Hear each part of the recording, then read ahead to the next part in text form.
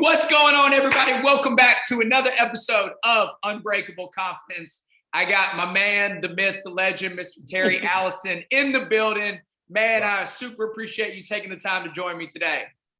What's going on, buddy? Glad to be here, man. We go back a long time. Yeah, as with, we've already spent 30 minutes before even recording, already chatting before. So, let's dive into things. So I want a quick intro. For those of you guys that don't know Terry, Terry is the owner, founder of Terry Style Wrestling. He's been coaching, I guess club wrestling is the best way to put it, for about a decade over in the state of Georgia now. He's originally from we're kind of similar hometown guys, Birmingham, I guess we could say it, over in Alabama. And since that time, he's coached multiple high school All-Americans, sent, I don't even know how many kids to college that are, doing their thing and, being All-Americans in college, and continuing to coach high-level wrestling, nationally ranked kids at the high school level. The resume speaks for itself. I know he doesn't like to brag on himself, but I do like to brag on him. It's funny that I always tell everybody this, and I didn't even tell you this before we jumped on, is I think it's so funny that when you and I competed against each other, like when I was in eighth, were you a senior at the time? No, I was a sophomore or junior. You sophomore, junior? Yeah. When I was in eighth grade, and we wrestled, at least 3 times like that year, 3 or 4 times, and keep competing against each other. And proud to say right now, I was 3-0. And then fast forward 15 years, it's not that piece of it, but now how much I look up to you within your wrestling knowledge and your pedigree. And I mean, honestly, is like, I think that's really stems right where the conversation's going today is it's like, you got good, you just started surrounding yourself by people, and you wanted to be a sponge and started soaking up this knowledge. And it was like, how do I become a high level coach to get kids to understand what it is to truly excel in the sport from the things that we didn't have as competitors back in that day. So, it's funny just how the tides turn of how we competed against each other. And now, like, you're my wrestling mentor, so to speak, in terms of asking things. But first questions first for everybody. So I genuinely believe, whether you're an actual competitor, coach, whatever, that we have our own uniquenesses, right? We have our own like superpowers, so to speak. So in terms of like being that high level coach, being a high performance coach that guides individuals towards achievement of success, however they define success, what do you think some of your uniquenesses are as a coach? I definitely start out with the relationship part, how I relate with the boys or girls, whoever's getting on the mat. I don't believe you can coach people the same. I don't think it's possible. I think you have to, my uniqueness relies on their uniqueness. So how unique they are and what they require, I have to adapt to. Yeah. So I have to be a chameleon, especially with, you're dealing with kids with all different races and, backgrounds and even religious beliefs, even that stuff. Right. I have to be considerate and very, very good at how I approach and make sure I get to understand the kid before I even help him in wrestling. If got to help that person first, understand what they're doing. Yeah. And obviously, like, as you know, that's literally like the foundation of like everything I preach in terms of like, whatever you want to fix, it starts with the person first, right? Like, you want to grow your business, fix the person, right? You want to be a better wrestler, fix the person. Like, you want to have more confidence, fix the person. You want to get happier, fix the person. So, excuse me. Well, I think the process is a lot the same for a lot of people, but I think in that process of how you start and when you learn, it starts adapting to that person. So the athlete and the coach are growing together at the same time, in my opinion. I try to stay a step ahead. I want to know more. I want to give the athlete answers and not just try to answer it together. I want to have answers ready for their questions. Right. But at the end of the day, they're the ones doing it. So fill me in too, because I'm curious as well. And I know we've talked about it in the past a little bit, but like, how have you gotten to the level that you are now? Like I said, I mean, from a wrestling standpoint and just being able to draw the best out of people, to me, is like, you're one of the best of it. Yeah, I appreciate that. Man, it's my background where I come from. after wrestling in high school in Alabama, I got to go to Northern Michigan, and in that process, I was around world and Olympic champions and medalists and people with the mindset I've never been around. Yeah. So yeah. once I got there and I got around those guys, it was like, man, I thought wrong. And now I got to think another way, and I'm behind everybody. So in that process of learning what real wrestling, like the highest level of wrestling is, the World and Olympic Games, it was very eye-opening. I just wanted to know everything. So the guys that I was around, I just constantly, I became best friends with some of the best wrestlers in the world. Yeah. And trained, and not just friends, but trained with them, and they cared about me and I cared about them, and it grew. Our relationship grew, and I got better, just like everyone. So what was that next step after Michigan? After that, I came back to Birmingham, kind of was done with the wrestling for as far as competitive, and kind of confused. And I started coaching at a little program in Birmingham, and then helping out another old club and taking the guys to Fargo from Alabama. Yeah. And that was fun. That was my first real starting in coaching, was taking the Robert Dyers and those guys to Fargo with Rod Gaddy and those guys. And yeah. I got into it, that was fun. And we had guys do well. So obviously it's more fun when you got guys winning. For sure. And to be completely honest, Ryan, I got very excited. I loved being a part of those guys doing well. It was like, wow, man, it wasn't so much their success that I was proud of as our relationship got them to that success. Yeah. They listening to me and me listening to them, and together watching that athlete accomplish something, especially at the Fargo, the high school level, is like, well, this is what I want to do all the time. So I got to find kids and figure out how to get them here. Like, now this is what I'm accustomed to. So I have to stay here, yeah. and learn the things. It's interesting too, is kind of what you're saying there is, and tying the two together, how like you said, like the number one thing for you was like, obviously like relationships, getting to know them and knowing them on an individual level. And I think the best way to put it, I think of, is like, just getting back from like Oregon State and like working with a lot of the kids at, TWU, as well as the ones in here. It's easier in here because I see them more frequently, but like at TWU and Oregon State, it's like I want to scream from a rooftop, just them like, I just want you to know that I care. Like, there's no ulterior motive. Like, I genuinely care about you as a person. I want to see you be happy. I want to see you. And with that comes success and winning and everything else. But it's like just growing as a person. And then when they get that trust in you, it's like they start knocking down barriers that really just insane. It is insane. And it's insane. The thing I like behind closed doors laugh about all the time is what I can convince kids to do. I cannot believe he did that. but it for the best, it helps. Right. I got guys that, I got guys that come over. I have a wrestling room in my garage and sauna, and anything the guys need to work out is basically a 24-hour fitness. And I have guys that come over here at 10 o'clock at night and get workouts in, that text me, and I don't promote that. I just have it available, letting them know, you ever want to work out and I'm home and you can communicate and set up a time to come over here and train anytime, man. Yeah. And a lot of the times I don't really even put my wrestling shoes on. Sometimes I don't even go in there. Sometimes I just write workouts on the wall and say, get to work. Yeah. But that shows that I trust them. If I need to hover over them to make sure they're working hard, they're not going to win national level events. It's got to be self-driven. And know that they have avenues to use to get there, the resources. So what's kind of, and you may or may not know the answer to this, like obviously relationship is step one. And once you get that relationship with them is what's kind of the next big step in terms of getting them to wherever they want to be? Maybe that is a step, figuring out where the hell they want to freaking go.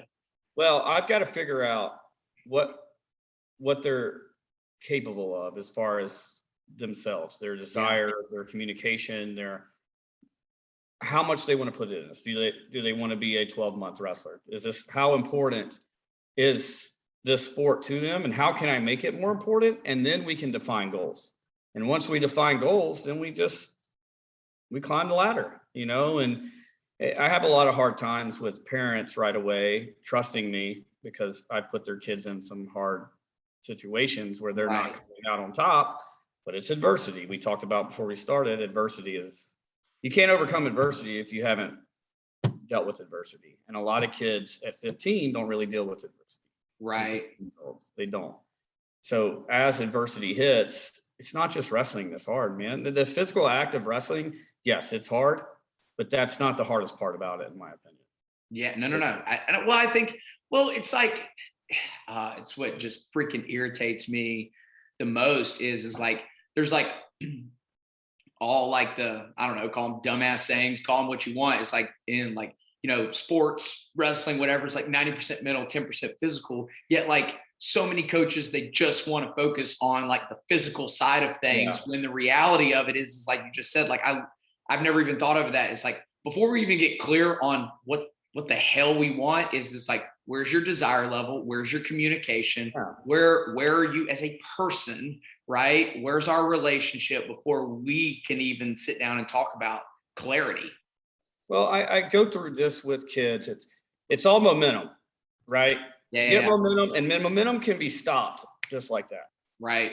And and I've seen it year after year. I get a kid and he's all fired up, and then season's over. Once high school season or your state season, your folk style season's over, are you going to stick around? Because I can pour into you during that season, and most of the kids want to be poured into because they want to be a state champion, and they should. Right. And that's great. I wasn't a state champion, so me neither. So I'm not going to look down on it, right? Yeah.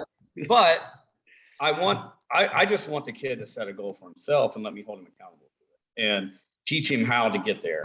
And once they do that, I can really get to work. But until they do it, because it's got to be theirs. It's got to be their goal. It's got to be what they want to do. And I don't want to tell them like, hey man, I want you to be a national champion. Yeah. They're like, so it's got to be theirs. They got to come to me and say, hey, I want to make a cadet world team or junior world team next year. Well, then I look at them in the face and say, well, we got to get to work now. Yeah. We're not walking on those teams, Yeah, it's like, I've talked about this a lot and this is, again, I think I'm throwing a lot of rocks at coaches these days, but I think so many coaches make mistakes, especially ones that are like more so in my industry too, is when kids come in and they start to like define what it is they want, it's almost like they kind of get shit on a little bit in terms of like, was that all you want? Is that all you desire? Versus like, if a kid comes in and says like, hey, I want to win one match next year. I'm like, cool, great goal.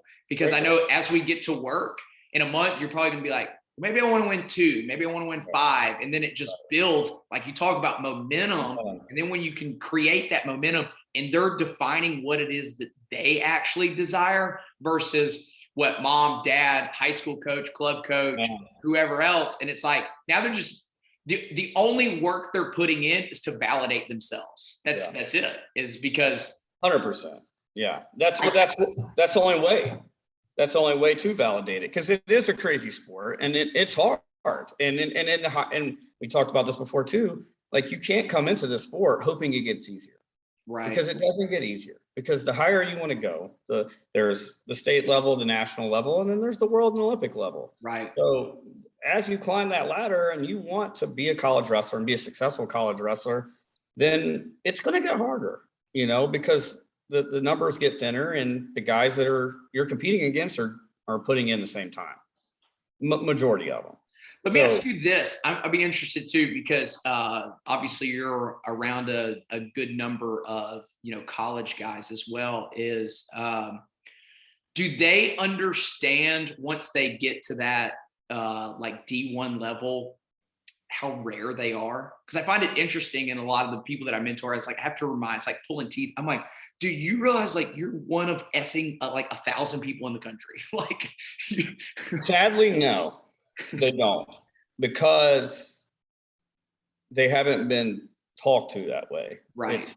You can't, it's not about being a top 1,000. It's about being a top 8. It's about being an All-American or winning a national title.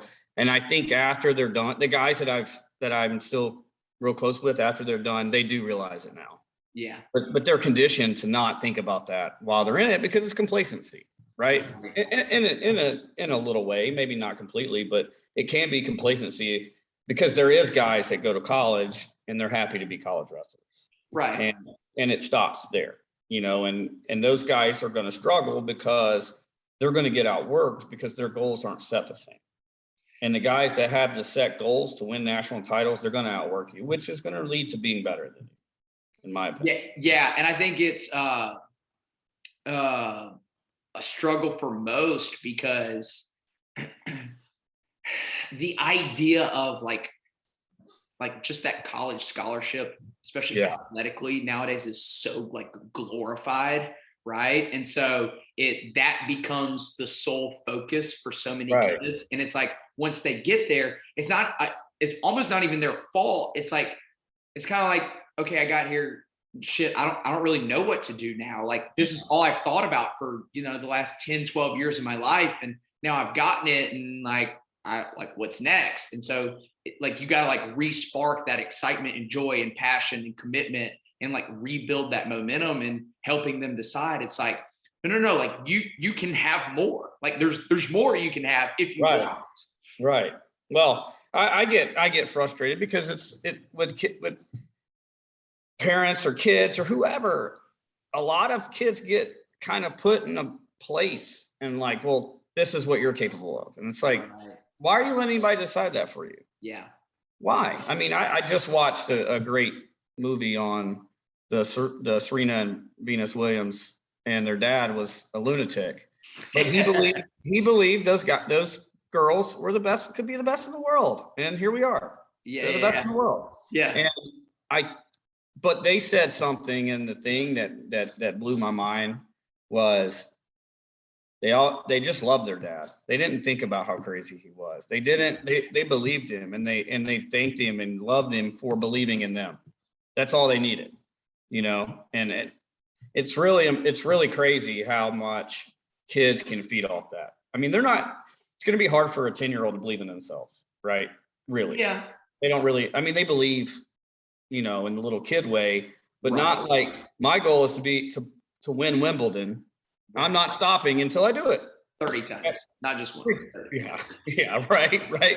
I think they said Serena has like 23 Grand Slams. Like, geez, dude, like quit, give somebody else a chance. And she's trying to come back. She was coming back after she got pregnant and stuff. Right. And it's just, but what makes her different is they're physical specimens and trained from a young age and did take it very serious. But what is really different about them? Just the mentality. It's a choice. It's a choice. It's a choice for every athlete that walks into every sport. How do I want this to end? And am I willing to do the work to go all the way to the end? Not many people even make it to the end, right? They don't even make it to the finish line. Yeah. It's funny. I was literally thinking about this last night because like I think that's such a power in like having like people like you around them, because at the end of the day they want to like genuinely know that somebody believes in them. For most it's hard. It's interesting because I think based off of what you said, it almost puts the Williams sisters kind of as outliers in terms of like most people, like when their but most parents say like, I believe you can be a Wimbledon champ, right? Like they say that, but a kid in the back of their mind is like, well, yeah, you have to say that because you're my mom or dad, right? Like you have to love me because you're my mom or dad. A coach, you have to, excuse me, at school, say these things because, or like a college coach, like I believe you can be an All-American. I believe you can be a national champ. And they might think that to a certain level, but subconsciously they're like, well, yeah, you recruited me. So like, you have to say that kind of thing versus when they get around somebody like you and it's like, no, I can be fucking honest. Like if I, like, I'm going to tell you right now, like, you're not going to be a national champ based off of the trajectory that you're headed, or you're going to be a national champ. And like, especially when you can feel that fire and people feel that authenticity of like, oh no, Terry's blunt, Terry's honest. And if Terry says this shit is true. Right? That's a big thing I try to keep. Like I try to make that transparent. I'm with all my kids. They'll all tell you. I'll straight up tell them they suck when they suck. But I'll tell them they can be great when they show that there's capabilities of that. And it could be, it's little things, right? It's not going to practice every day. Yeah. Well, yeah, obviously you got to go to practice every day. You got to go to class every day to get a degree too. Like, I mean, it's the same thing, but I'm just kidding. What's that? I said, do you? Dude, yeah, I'm supposed to. Just teasing. But no one listened to my advice. I think what it is, man, is when it's the little things that, like, getting your bike workout, like going and getting on the Aerodyne after practice and hitting it without me having to say anything. I'm like, that guy's figuring it out. And I love it when I see that stuff, because then it makes me hungry. It's like, okay, now this guy, I see this guy train. I know what he's wanting to do now. Yeah. You can't fake it. Yeah. If you're the last one, if you're late to practice every day and you're the first one that leaves, you don't want to be great. You don't even have to tell me. I don't even have to ask you. Yeah. We don't even have to even have the conversation, because I already know.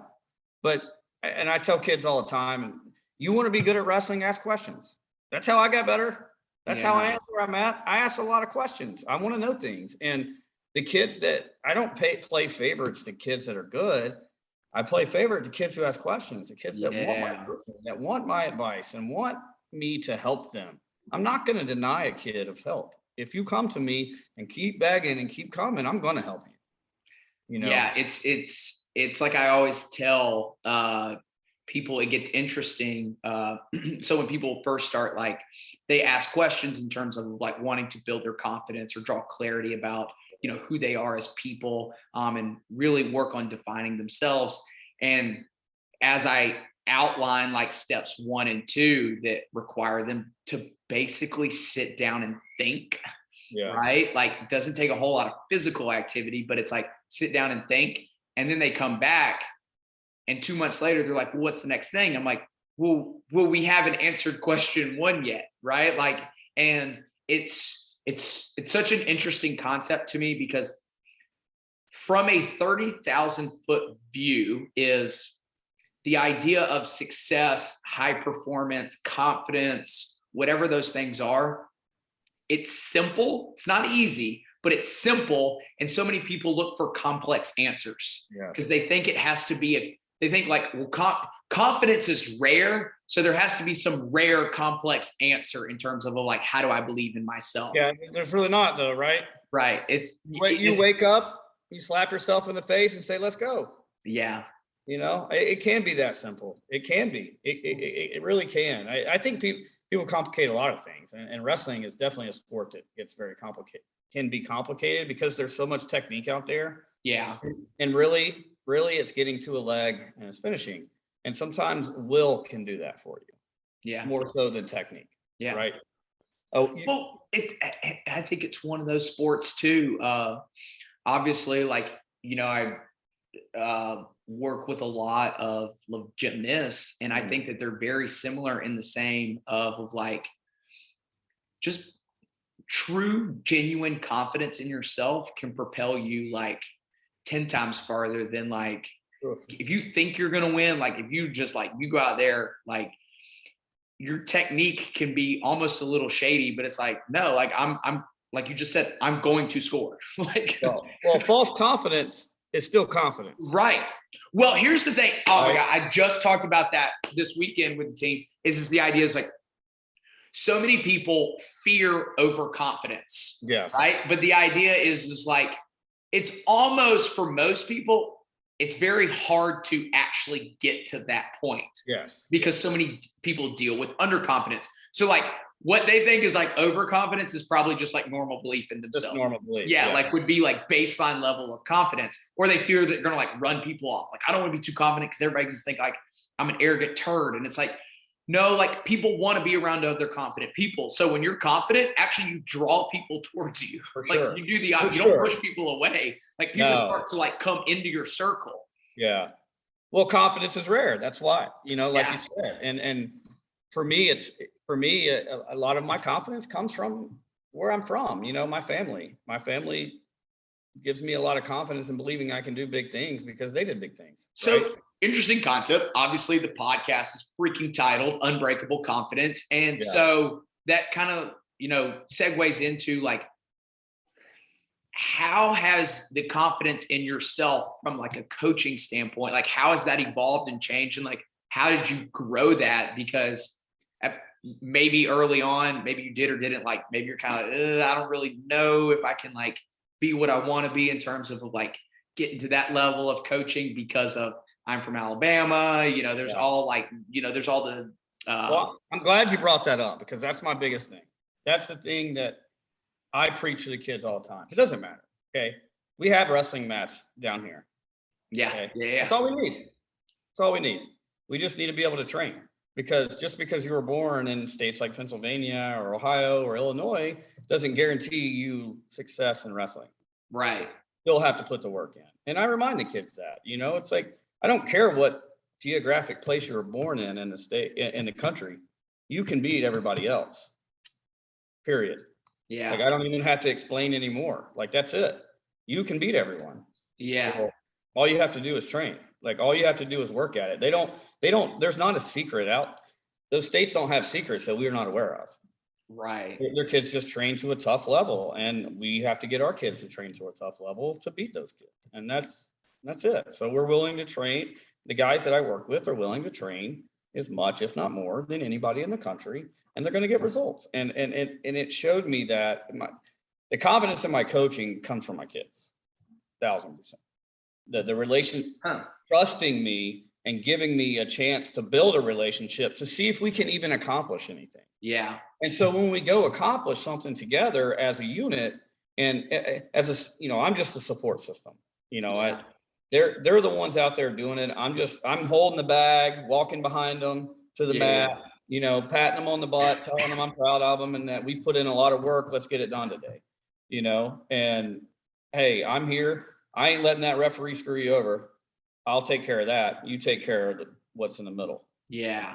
And those kind of things. I think so when you do those things and then you get success, how can you not get confident? You're like, well, shit, all I got to do is get kids to love me and we're going to do well. Yes. Like, shit, that's all it is. Like, and then confident, I just get more confident because my kids get more confident. Yeah. I can't be unconfident when they're out there exuding confidence and trying to whip everybody's ass. I got to show the same confidence. Yeah. And that's why I have to stay above them and be pushing down on them when they're not doing the right things. I don't care. And Caleb will tell you, I'll throw Caleb out here and pull him into this, but Caleb will tell you, Henson, I'm never happy with him. And he's the number one kid in the country. He just won a college tournament as a senior in high school and dominated a guy 12-0 in the finals, a Division I starter, but I was still pissed. And I was pissed because there's things in his wrestling that he's not cleaning up. And if he wants to be a national champion, he's got to do those things. Right. And I have to stay on top of him. So yes, the confidence can equal, but then it's like, all right, well, hey man, you're still building. You're not there yet. We haven't won anything yet. We've only won, we've hit milestones to the big goal, and I'm pretty hard, even going out in the Fargo finals and winning, I was furious about the actual wrestling, want to hold him accountable of what he did wrong. So with individuals like that, how do you squeeze in that care and love at the same time too? It just depends on the kid. With him, we're like family. Yeah. So it's like brothers picking on each other, So you don't ever. How many brothers tell their other brother that they're doing well? Yeah. Usually like, well, you're not as good as me. So it's kind of like that mentality. It's kind of that relationship, which is great because as we go into our next phase of his wrestling, then I just get to be the buddy and the supporter and everything I want to be for him. I want to see the man do what he's trying to do, and I just want to support it and have a great time watching it because I love watching wrestling, and it's even more fun when I watch high level wrestling and it's guys I know and have trained and have been a part of. That makes it even more fun. Oh, 100%. I was having a conversation, kind of a side note, when I was at a college gym meet this weekend. They're like, when's the last time you've been to one? I was like, man, it's been years. And I was like, I'm not gonna lie, like it's tough for me to go to these or watch them if I don't know people. Right. Like, the fact that like I'm invested in you guys and I care. It's like, I want to come out here and show you that, like, I'm excited for you, right? Yeah, like right. I want to, this is your time to shine, Yeah. of based off of the things that you've done, whether it be like the physical work, or, for me with them, it's like more of like the thinking work. It's like, their big thing with me is, I was like, why do you keep coming back and having conversations? And they're like, you make me think about shit I've never thought about before. That's amazing. Yeah, I love that. And that's, that's, to me, that's the idea of growth, because That like, is growth. right? Like you said, very, very, very early on within this, is like, it's all about the growth as the person, right? Like, you get them to figure that out, like figuring out growing wrestling. Well, that is success. That's the real success we're trying to do for kids. Yeah. Is to grow as a person and to be successful in whatever you're doing, not just wrestling, obviously, but the stuff we teach in the sports that we are a part of, it creates growth and better humans. It has to. Yeah. Yeah. Because in order to do well, and this is what I believe, I think it all comes down to this. It all comes down to how you operate. And if you operate like a high level person, like I told one of my guys the other night, he's a really good wrestler, he's #1 in the country, and we sat down and talked the other night, and I said, hey man, you want to be great? Listen to great people. I was like, I'm not the person you should listen to. Go listen to Tom Brady and Serena Williams and Tiger Woods and blah, blah, blah. Listen to the way those guys talk and just mimic them. Yeah. I'm not those guys.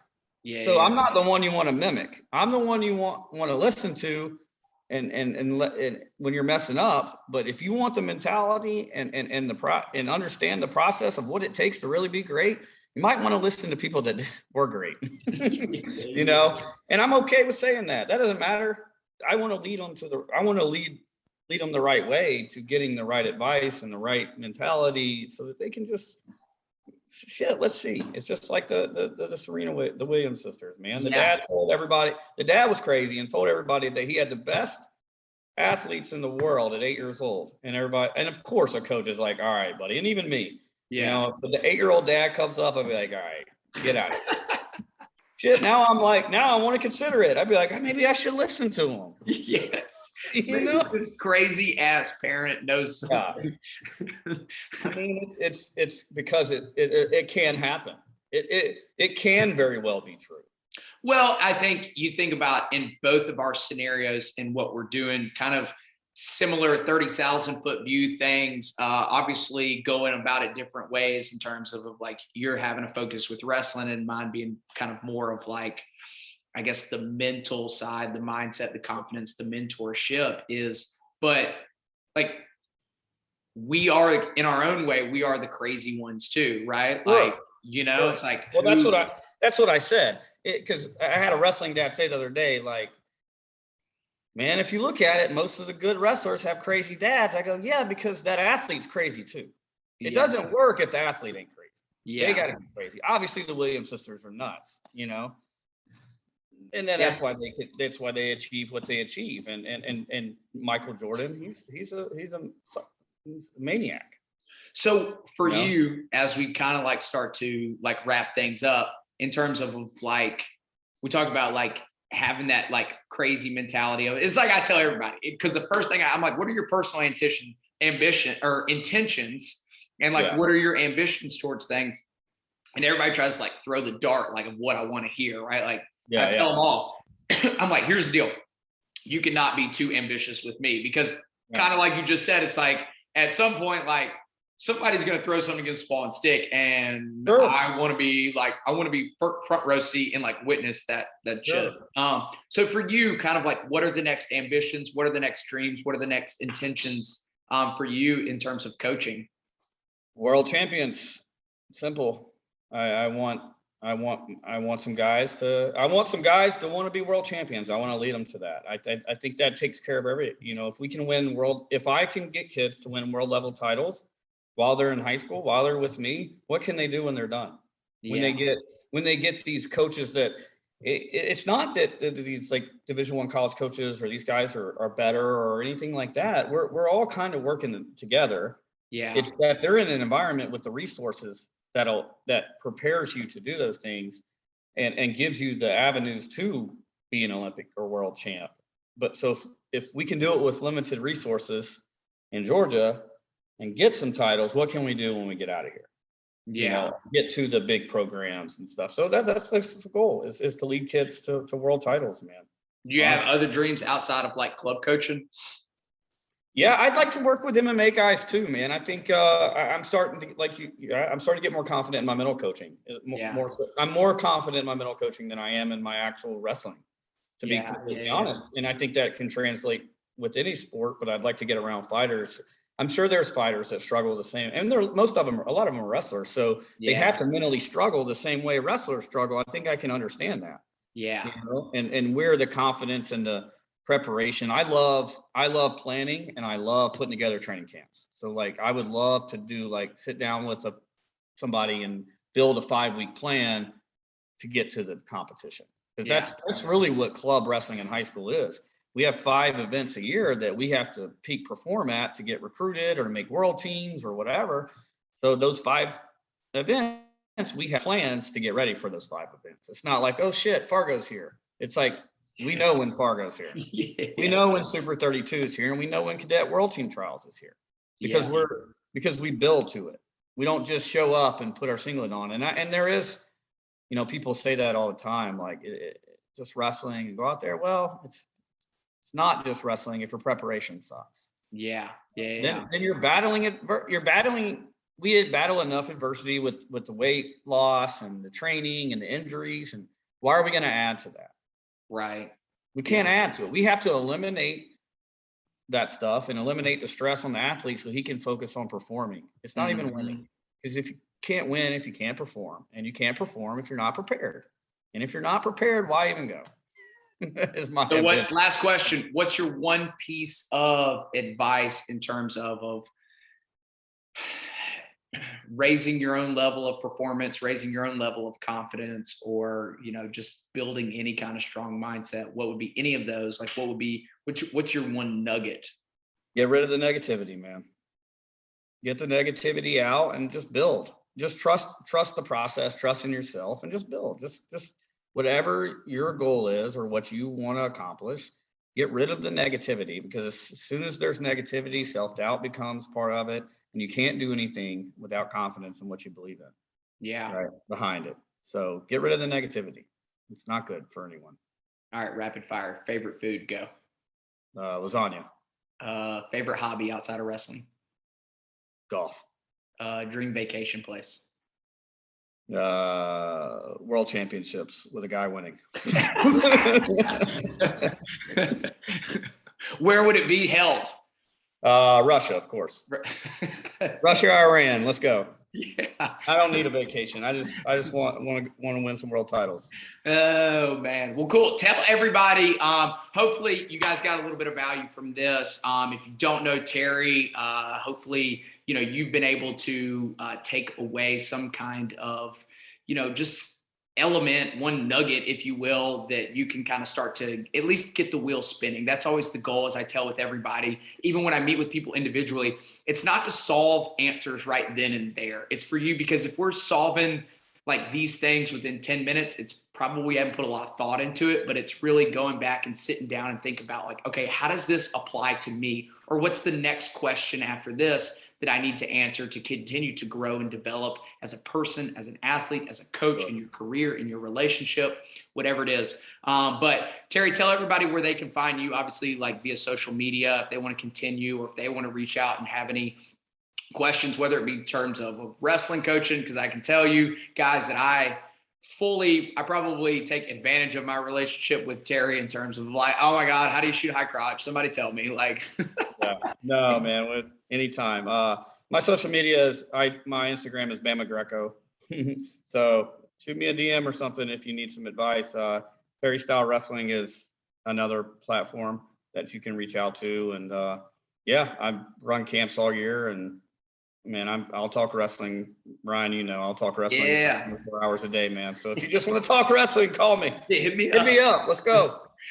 Well, cool. Like I said, hopefully everybody got a tool, something they can take away, something they can think about, potentially something they can implement into their lives today. And as always, go out, create your own personal clarity. Look what that is. decide what you want and go get it. To me, that is the holy grail to life is don't let external forces, whether it be people, environment, whatever, impose their limitations, beliefs, or anything like that on you. You decide what you want, go get it. Until next time, peace.